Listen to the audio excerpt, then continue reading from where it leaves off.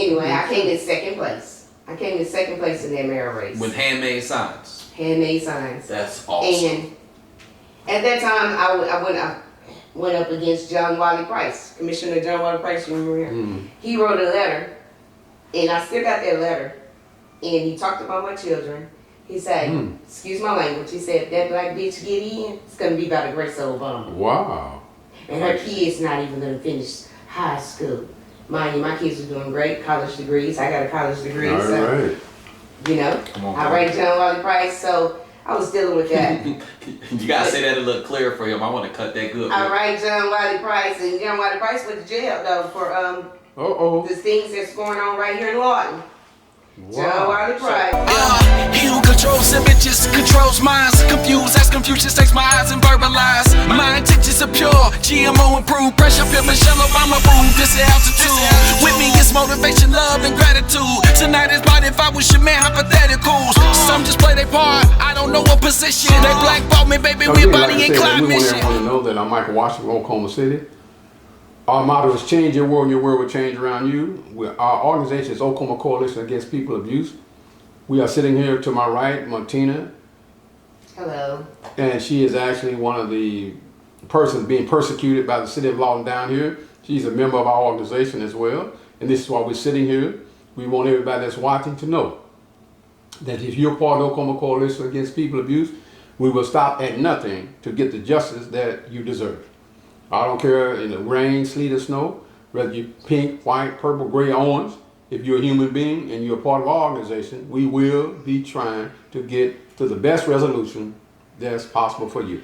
Now, Miss Matina has been roasted.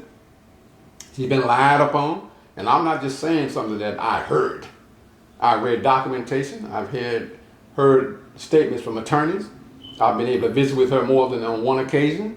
And we also have various other people in our corner. We just want everyone to know that she's going to be sitting here today and to give y'all a bird's eye view, because we don't have enough time really to get this into the magical part of the genre of the whole case. But we want everybody to know that Ms. Matina deserves justice and will be getting it. We will spare no amount of falsehood, lies, deceit, half-truths that's going on. We will not let that penetrate the reason for us sitting here. We want her story to get out, because I know there's someone out there like you who is going through the same process of being denied because you decide to use your voice. All right. So I want to welcome y'all to the AIM show. This is season 2. And we just sat and we just had one of the most beautiful moments to me, right? And I'm just thinking about it, and it was so awesome because today we also plan to start season 2. And it wasn't a better way. It's God, man. I'm telling y'all. I tell Miss Matina all the time, I'm the luckiest person in the world. And so I'm blessed that I get to share this moment with her that she don't even know is special, asking her some questions. Look, y'all, look how many questions I got for her, about 21. But I've got Michael Washington with the, Oklahoma Coalition Against People Abuse. Excuse me, I said it correctly right away. Whoa! Because I've been trying to get it right. So, I say that because Awesome, man. Awesome. it's not just awesome, special, great, but it's like y'all don't realize I'm in the room and I'm making the greatest history. I promise y'all that. And they think I'm just talking.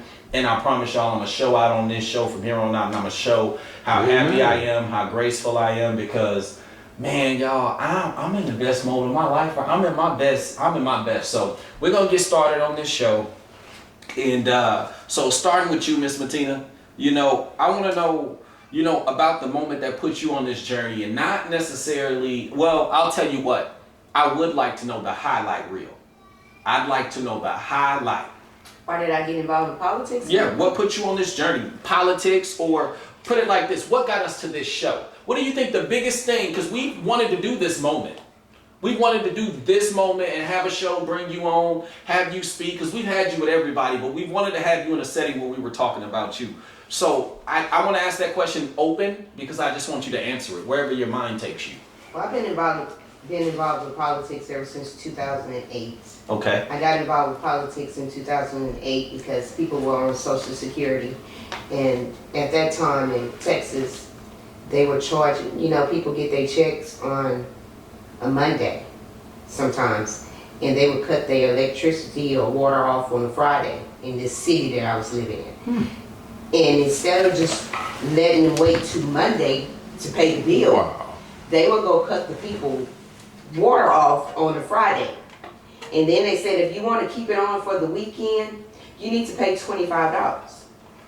And so this lady, I met this lady, she was this Hispanic lady. She couldn't speak a lot of English, so I had my sister come in, my sister-in-law, she was Spanish, come in and translate. This lady was like, she was crying because she's like, I only get, at that time it was about $600 a month she was getting. And she said, I can't afford to give them $25. I said, well, where do the $25 go when you give it to the city to keep it up? She said, I don't know because it don't be on my bill. So I was upset. I went to the mayor. His name was Jeff Steele. He's married. He's married to Janie Freaky, the lady that sang Achy Breaking Heart or something, but they was like country western singers. So I went to the mayor. And the mayor said, we take the $25 and we put it in a fund.